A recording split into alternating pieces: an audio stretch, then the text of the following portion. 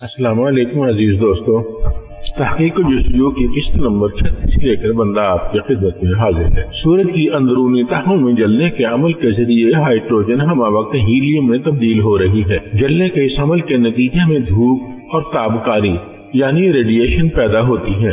خلائی سائنسدانوں کا کہنا ہے کہ سورج کے اندر ایک سیکنڈ میں 600 ملین ٹن ہائیڈروجن جلتی ہے۔ سورج کی کمیت جو کہ 2×1027 ہے کے حساب سے سورج اپنی موجودہ آبتاب کے ساتھ 6 بلین سال تک جلتا رہے گا۔ سورج کی اسی قابلیت نے زمین پر زندگی کو پنپنے اور قائم رہنے کے قابل بنایا ہوا ہے۔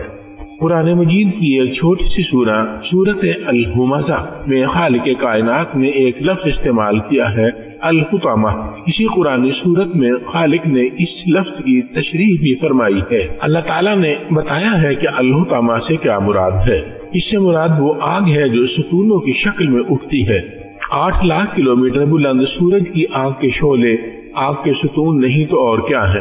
قرآن کریم کے الفاظ کچھ یوں ہیں، وما ادراک ما الحطامہ نار اللہ الموقدۃ التی تطلع علی الافئدہ انہا علیہم مؤصدہ فی عمد ممددہ۔ ترجمہ کچھ یوں ہے، اور آپ کو کچھ معلوم ہے وہ توڑ پھوڑ کرنے والی آگ کیسی ہے۔ وہ اللہ کی آگ ہے اور اللہ کے حکم سے سلگائی گئی ہے، جو کہ بدن کو لگتے ہی دلوں تک جا پہنچے گی۔ سورج تو کروڑوں سال سے اسی طرح دہک رہا ہے، اور آج سے 1500 سال پہلے کوئی ذریعہ ایسا نہیں تھا جو سورج اور بہت سے دوسرے ستاروں سے اٹھنے والے ان آگ کے ستونوں کی نشاندہی کر سکتا، سوائے خالق کائنات کے، جس نے قرآن کریم کے ذریعے بتایا کہ میں نے آگ کے بے شمار ستون بھی تخلیق کر رکھے ہیں، اور خبردار رہنا، زمین پر اکڑ اکڑ کر مت چلنا، تم اسے پھاڑ نہیں سکتے، تم اسے یعنی زمین کو پھاڑ نہیں سکتے۔ وَلَا تَمْشِ فِي الْأَرْضِ مَرَحًا إِنَّ اللَّهَ لَا يُحِبُّ كُلَّ مُخْتَالٍ فَخُورٍ۔ سورہ لقمان کی آیت نمبر 18 کا ترجمہ یہ ہے کہ اور زمین پر اترا کر مت چل، بے شک اللہ تعالیٰ کسی تکبر کرنے والے، فخر کرنے والے کو پسند نہیں کرتے۔ بے شک قابل تعریف ہے وہ ذات جو خالق کائنات کے ساتھ ساتھ ناظم کائنات بھی ہے۔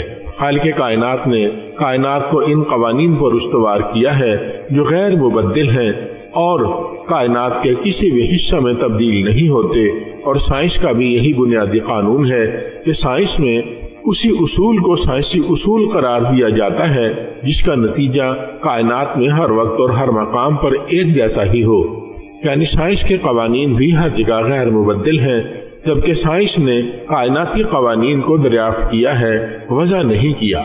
انسان کی خلائی ترقی نے یہ بات ثابت کی ہے کہ کائنات میں ہر جگہ اور ہر وقت تمام قوانین جن پر کائنات کا انحصار ہے ایک جیسے ہی رہتے ہیں۔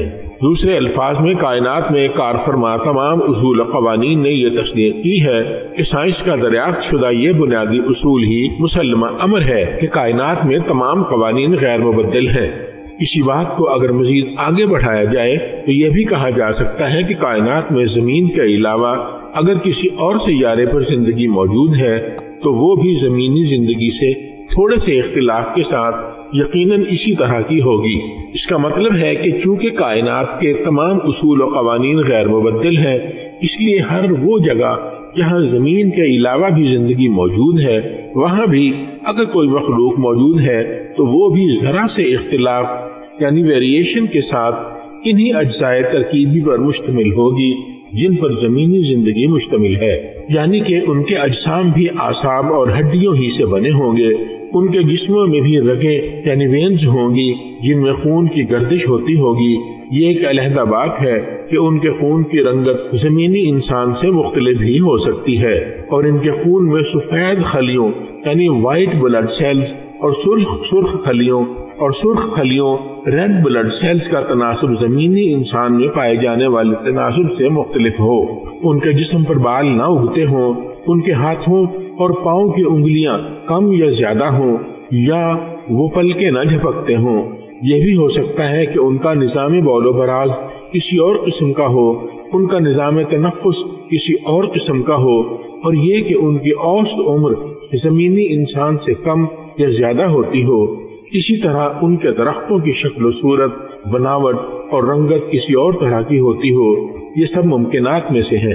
ان کے رہن سہن میں اختلاف زیادہ قابل توجہ نہیں، مگر سب سے زیادہ قابل توجہ یہ امر ہے کہ فزکس، کیمسٹری اور ریاضی کے تمام اصول وہاں بھی اسی طرح کار فرما ہیں جس طرح کرۂ ارض پر۔ یہی کائنات کی اساس ہے اور اس حقیقت کا ثبوت فراہم کرتی ہے کہ ایک ہی جیسے قوانین پر مبنی اس کائنات کا خالق بھی ایک ہی ہے۔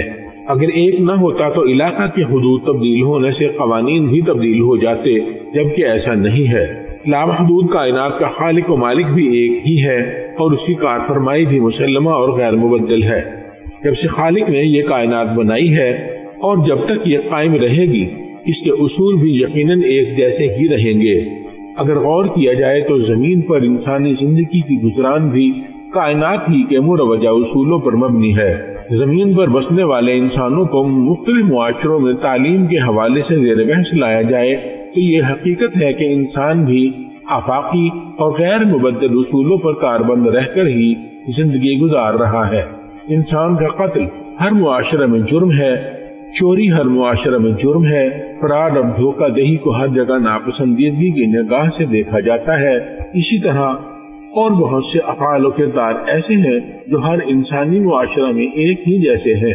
پوری کائنات اس حقیقت کی گواہ ہے کہ ہر جگہ اور ہر وقت ایک ہی طاقت کی حکمرانی ہے۔ مشاہدہ کائنات ایک ایسا عنصر ہے جو ہمیشہ انسان کے لیے ایک کھلا منظر بنا رہتا ہے۔ کرۂ ارض پر کائنات کے تمام رنگ ایک ایک کر کے موجود ہیں۔ جتنی رنگینیاں کرۂ ارض پر پائی جاتی ہیں وہ پوری کائنات میں جا بجا بکھری ہوئی ہیں۔ صرف ان کو دریافت کرنے کی ضرورت ہے اور اس کام میں وقت درکار ہوتا ہے۔ اربوں خربوں سال سے قائم کائنات کے اسرار و رموز کو وجود پانے میں بھی ایک طویل مدت درکار رہی ہوگی۔ اسی طرح کائنات کے اسرار و رموز سے پردہ بھی آہستہ آہستہ ہی اٹھے گا اور یہ پردہ ہٹانا بھی عرضی انسان ہی کی ذمہ داری ہے۔ انسان کو خالق کائنات نے گوناگون صلاحیتوں سے نوازا ہے۔